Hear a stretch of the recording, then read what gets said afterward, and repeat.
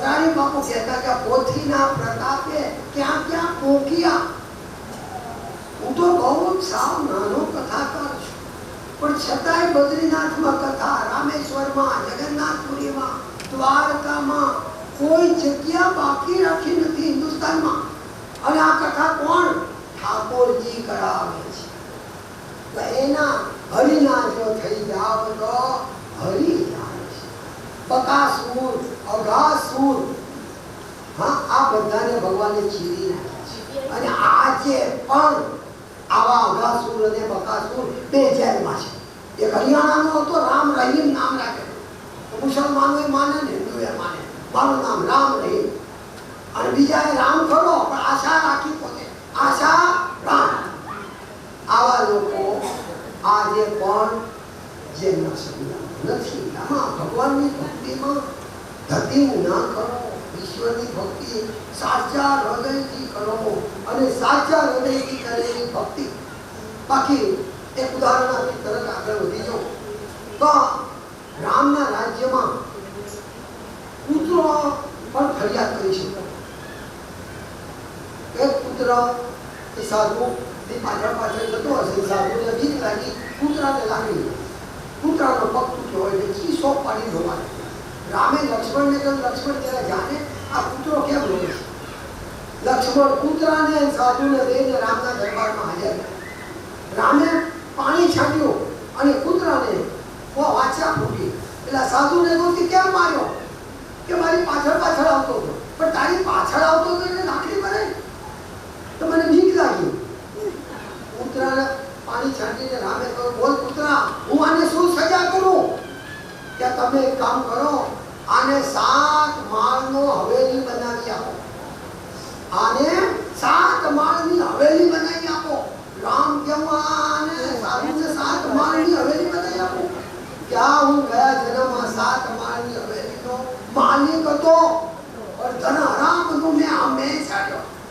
મેં કોઈ પવિત્રતા જાળવી નહીં, મેં કોઈ ધ્યાન આપ્યું નહીં અને પૈસા ખા ખા કર્યા તો હું કૂતરો બન્યો. આ જે હવેલીનો માલિક બને 7 માળની અને જો ધ્યાન નહીં આપે. આ બહુ કડક શબ્દમાં કે તમને પૈસા મળે, મંદિર મળે, ધર્મનો આ પૈસો પારો પચાવવો સહેલો છે, ધર્મનો પૈસો બચાવવો બહુ અઘરો છે. ધર્મના પૈસાને માટે પરમાત્મામય બનવું પડે, સત્કાર્યમાં વાપરવા પડે અને સત્કાર્યમાં વાપરો ત્યારે તમારી ઉન્નતિ થાય, ત્યારે તમારા અવાજમાં, તમારી વાણીમાં મજબૂત આવે. તો બકાસુર, અઘાસુર અને આ બધાને દૂર કર્યા છે. શાંડિલ્ય ઋષિ અને પૂર્ણિમા માસી એના ભગવાનના આટલા ભાઈબંધ હતા. શ્રીદામા, હંસુ, સુબલ, વિશાળ, ઋષભ.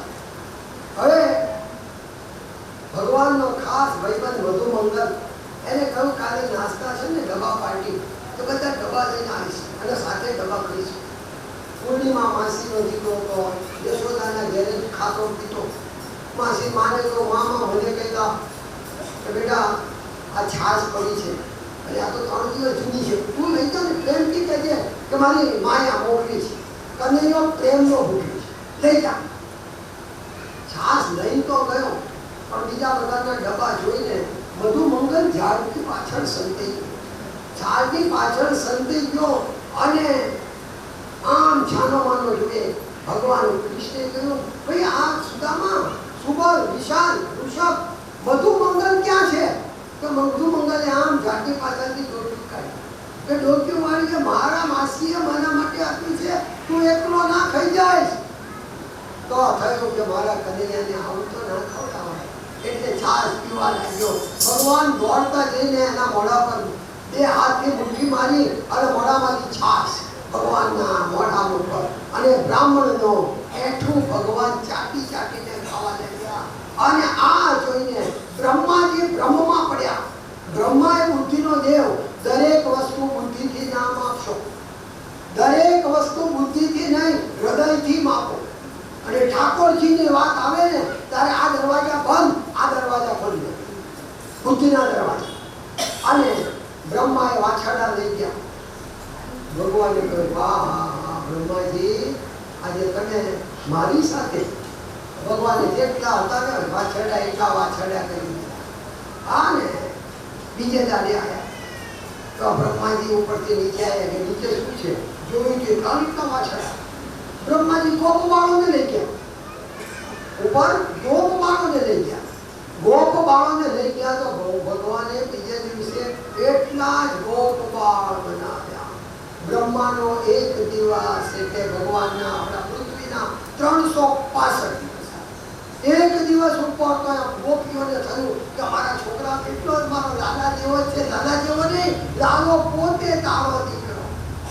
લાલો ગંગી ગાયનું દૂધ પીતો હતો તો ગંગી ગાય એને પોતાને ઈશ્વરની સાથેનો 1 વર્ષનો નાતો. પછી ભગવાન ઉપર ગયા કે બ્રહ્માને પણ હું શીખાવું. ઉપર જઈને જોયું તો બ્રહ્મા નીચે આવ્યા. ત્યાં જઈને બ્રહ્માના આસન ઉપર બ્રહ્માનું સ્વરૂપ લઈને કૃષ્ણ ભગવાન બેસી ગયા. સે બધા બોલાવ્યા ચોકીદારોને કે જો અત્યારે બોમ્બેમાં ડુપ્લિકેટ વસ્તુ USA સિક્કો માર્યો હોય USA. મેં એકવાર આવું લીધું હતું બોમ્બેથી. તે કોઈને પૂછ્યું કે ભાઈ આ USA કે અમેરિકા નહીં, ઉલ્લાસનગર સિંધી એસોસિએશન એનો બોર્ડ છે. સિંધીઓ ડુપ્લિકેટ, બધું ડુપ્લિકેટ મળે બિલકુલ. એટલે આ ઉપર બી ડુપ્લિકેટ માલ આવી ગયો છે. જો કોઈ બ્રહ્મા તમને દેખાય ને તો પહેલા બાંધજો, પકડજો, 2-4 લાફા મારજો અને મારતા મારતા મારી પાસે લાવજો. અને આસન ઉપર બેસી ગયા. બ્રહ્મા ઉપર આવ્યા તો જો ગ્રહ બળ બદલાય તો નાણા પ્રધાન જે પહેલા હતો ને આજે જેલમાં છે. કહેવાય નાણા પ્રધાન આજે જેલમાં. સમય બદલાય. ભીખ માંગતી બાઈ રાતો રાત એસીમાં રહેતી થઈ ગઈ અને ગાતી જેવું સરસ થઈ ગઈ. કોનું ક્યાં તકદીર બદલાય છે તે કોઈને ખબર પડતી નથી. અને પકડ્યો. અરે હું તમારો માલિક. અરે દે તમારો માલિક તો ત્યાં બેઠો. તું તો કોઈ ડુપ્લિકેટ છું. હું બ્રહ્મા છું. તું અરે તારા બુદ્ધિના બ્રહ્મમાં છું. તું બ્રહ્મમાં છું, બ્રહ્મા નથી. અમારો બ્રહ્મા તો એ બેઠો. બાંધીને લાયા અને બ્રહ્માએ નમસ્તે આ પ્રાર્થના.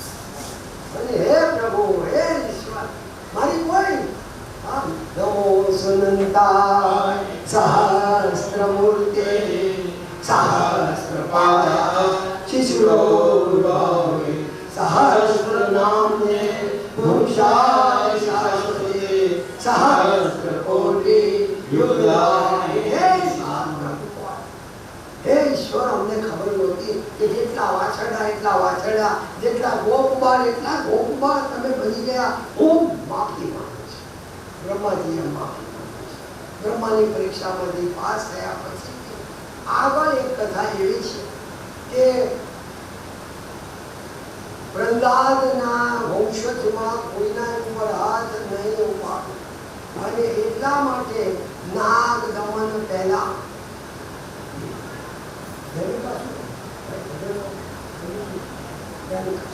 ધેનુકાસુર આજે છે. ખાય નહીં, ખાવા દે નહીં. સાહેબ ફ્રીજમાં મૂકી રાખે અને 4 દાડા 5 દાડા 7 દાડે પછી કૂતરા નાખવા જાય. કૂતરું સૂંઘી જતો રહે. ધેનુકાસુર આ છે. ખાય નહીં, ખાવા નહીં. એ જગ્યાએ ભગવાનને તો ખબર હતી કે પ્રહલાદના વંશમાં છે એટલે બલરામજીએ ધેનુકાસુરને માર્યો. આવીને કહ્યું, માં મારા ભાઈએ ગધેડાને માર્યો. લાલાએ કહ્યું ના. બલરામજીએ કહ્યું ના, ગધેડો નહોતો, ધેનુકાસુર રાક્ષસ હતો, એને માર્યો. કોઈને ફળ ફૂલ ખાવાય નહોતો દેતો, એને મેં માર્યો છે. ના, ગધેડાને માર્યો. બલરામજીને ખરાબ લાગી. તેરી ચિંતા કલ से तेरे साथ नहीं आएंगे. લાલાને જોઈતું હતું કે કાલ તમે ના હોય ને તો સારું. કાલ નાગ દમન કરવાનું છે અને નાગ દમનમાં બીજો નાગ હોય ને, એક નાગને મારો, બીજો શેષ નાગ. બલરામ એટલે શેષ નાગ. તો મને નાગ દમન કરવા જ ના દે. એટલે બલરામજી હતા નહીં. નાગ દમનની લીલા ખરેખર મથુરા નગરીમાં જુગટુ રમતા નાગનો શિષ્ય. આ નરસિંહ મહેતાના ભજનને કઈ રીતે કાઠિયાવાડના લોકોએ લીધું છે કે હાથમ આઠમ આવે ને तो जुगार रमाय। अरे તમે તમારી જાતે જાતે અર્થના અનર્થના કરો। ગીતાજીમાં લખ્યું છે સર્વસ્વ ચાહમ રવિસન્ન વિષ્ણુ। ચા જ બધામાં સૌથી શ્રેષ્ઠ। અરે ચા નહીં ચાહના। કોઈ પોતાની રીતે આના અર્થઘટન ના કરે તો કાળી નાગને મારવાનો માટે ભગવાન ગયા છે। ખરેખર માર્યો નથી પણ જમનાજીનું પાણી બગાડ્યું છે। આજે પણ જમનાજીમાં મેં સ્નાન કર્યું છે હમણાં જ, પણ મને હૃદયને પીડા। એના જળને શુદ્ધ રખાય, ખરાબ જળને કેમ કરો? ગટરના પાણી એમાં કેમ આવે? જમનાજીનું પાન તો શ્રેષ્ઠ ગણાય। હવે ભાજપ આયા પછી દ્રષ્ટિ આવી છે કે હવે ગંગા શુદ્ધિકરણ, જમનાજીને ચોખ્ખું બનાવો, આ બધી દ્રષ્ટિ અને ભગવાન કરે અને આપણું આ વધે એવી આ ઠાકોરજીને પ્રાર્થના કરે। આઈએ નાગ દમનની લીલા અને ખાલી નરસિંહના ભજન દ્વારા જોઈએ। આવો સાથે તમને બધાને આવડે આ ભજન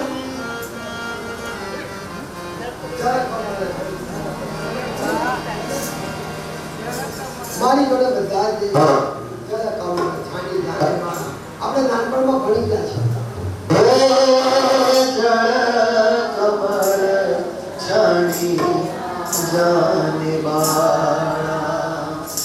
સ્વામી અમારો ત્યાગ છે તને માર છે મને બાળ હત્યા લાગે હે જગત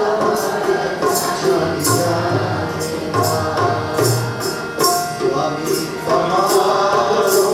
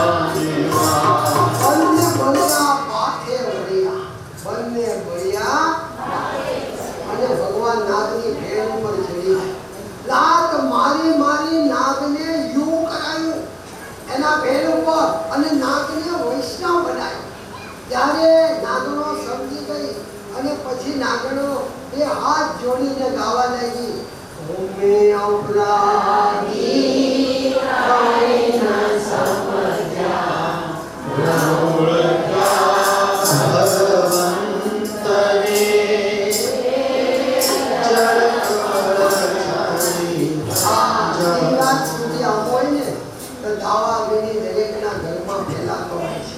દાવા અગ્નિનો અર્થ છે દાવા અગ્નિ ઘરમાં વાસણ ખડખડ્યા વગર રહેતા નથી. તો દાવા અગ્નિ થાય તો એનું પાન કરી લેવાનું વડીલોની ફરજ છે.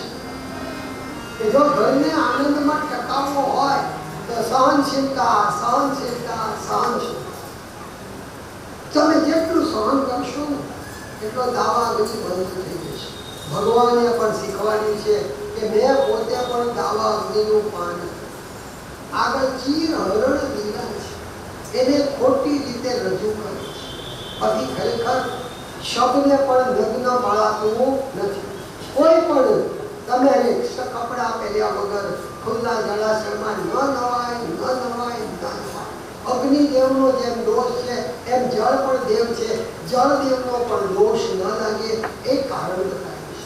ભગવાનને પોતાના પાસે લાવવા છે અને પછી ભગવાને વેણું નાદ કર્યું છે. અને વેણું નાદ એ રાસલીલાની કંકોત્રી છે. વેણું નાદ બીજું કઈ નહીં, રાસલીલાની કંકોત્રી વેચે છે. અને ખરેખર એ બધા સખાઓની વચ્ચે ગોપ મંડળોની વચ્ચે ગોપીઓ ગોપાળો બધા ભેગા થઈ ગયા. અને એમાં એક મોર નાચતો કૂદતો આવ્યો. જેને બોલાવવા આવ્યો હોય ને આવો આવો તો આગે આગે બોલાની પાછળ મયુર લઈ ગયો. બરસાના લઈ ગયો. રાધાજીએ નામ તો બહુ સાંભળ્યું હતું પણ આજે પહેલી વાર શ્યામ સુંદરને જોયા. રાધાજીએ કાનાને જોયા, કાનાએ રાધાને જોઈ. અને એકી કસે જોતા રાધાજી શરમાયા. કાનો ઘૂમટો, માથા પર હતા 3 બેડા પાણીના. ઘૂમટો પાણ્યો એમ મટકી છે ને કટકી કટકી હો ગઈ મટકી કટકી કટકી. રાધાજી આખા પીના અને બંસી રહે ગઈ હાથ में किरण लागी भूख कन्हैयाની દશા પણ આવી. મોર કયું કેસી રહી મુલાકાત. અરે આ તો શ્રેષ્ઠ મુલાકાત કરી જાય તારું પીછું. આજથી મારું નામ બરહા પીડમ. બરહા એટલે મોર. મારું તારું મોર પીછું એ મારી ઓળખાણ થઈ જશે. બરહા પીડમ નટવર વપુ કર્ણયો કર્ણિકારમ વિભ્રદ્વાસમ કનક કપિશમ વૈજયંતીમ ચમાલમ રંદ્રાન વેણો અધર સુધયા પૂરયંગો વૃંદે વૃંદારણ્યમ સ્વપદ રમણમ પ્રાવિશદ ગીત કીર્તિ પ્રાવિશદ ગીત કીર્તિ. આવ્યો નાદ જમના જલ ઉલટ ભયો આખો વાતાવરણ બંસરી બજાય આય નંદ સે બેકડી. बांसुरी बजाए आज रंग से मुरारी. बांसुरी बजाए आज रंग से मुरारी. बांसुरी बजाए आज रंग से मुरारी.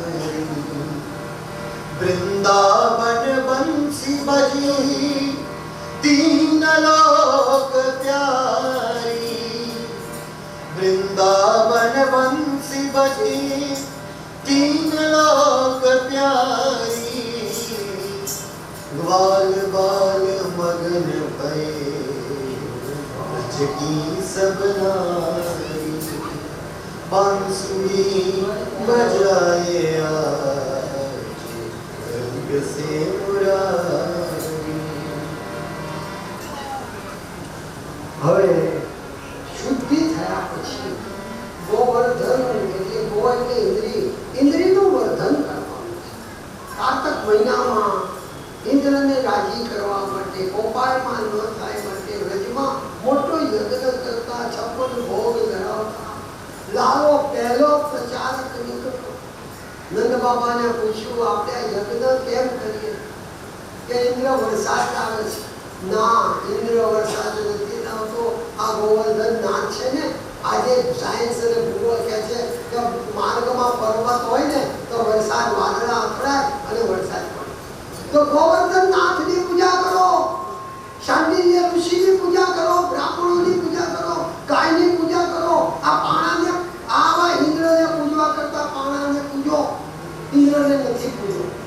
બધા કે પણ અમને આવડતું નથી કે હું શીખવાડું. આપણી પાસે દૂધ છે, દહીં છે, ઘી છે, માખણ છે, પંચામૃતથી સ્નાન કરો, જમના જળથી સ્નાન કરો. બધાએ ગોવર્ધનનાથની પૂજા, અને ગોવર્ધનનાથની પૂજા પહેલી એ કેવી છે કે ભગવાન વિષ્ણુ પોતે પોતાની પૂજા પોતે કરે છે. કાનો પોતાની પૂજા પોતે કરે, આ પહેલો બનાવ છે. જીવ જ્યારે ભક્તિના માર્ગમાં હશે ને તો ઇન્દ્ર કોઈને કોઈ રીતે તમને હેરાન કરશે, પણ તમારી પૂજા વધારજો, તમારા વિઘ્નો બધા દૂર થશે. પહેલા ગણપતિનું પૂજન કર્યું, જમના જળથી ગોવર્ધનનો અભિષેક કર્યો, ગાયોનું પૂજન કર્યું, બ્રાહ્મણોનું પૂજન કર્યું, અને ગોવર્ધનને ટચની આંગળીએ ઉપાડ્યો.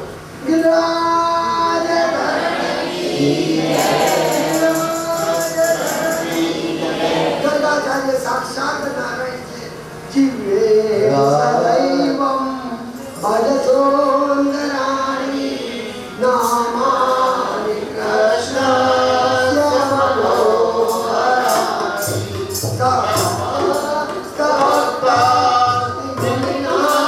મનોહરાણી ગોવિંદ રામો ઇન્દ્રએ પોતાના મુકટ મૂકીને પગે લાગ્યા છે અને કહ્યું છે, નમસ્તુભ્યમ ભગવતે પુરુષાય મહાત્મજે વાસુદેવાય કૃષ્ણાય શાંતોતાપતયે નમઃ. અને બધા વૈષ્ણવો પ્રેમથી ગાવા લાગ્યા, ગિરિ પ્રભુ તમારે શરણ ગિરિરાજ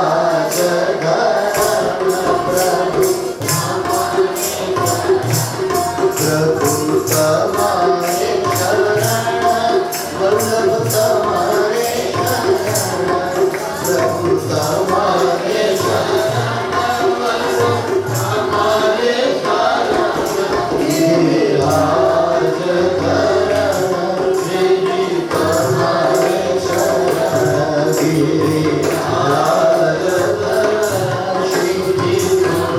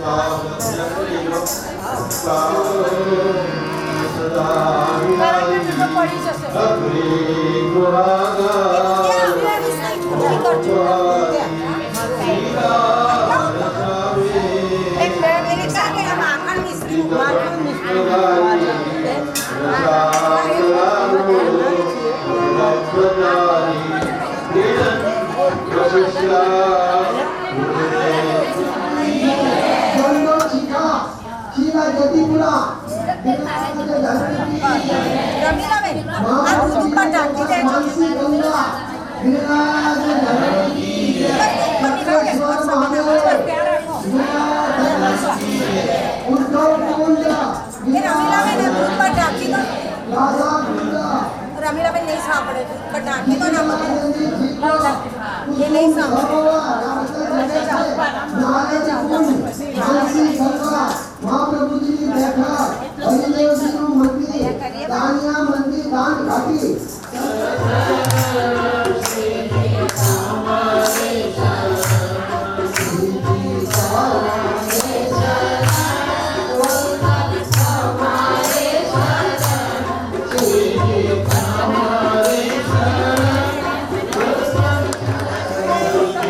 ગિરિરાજ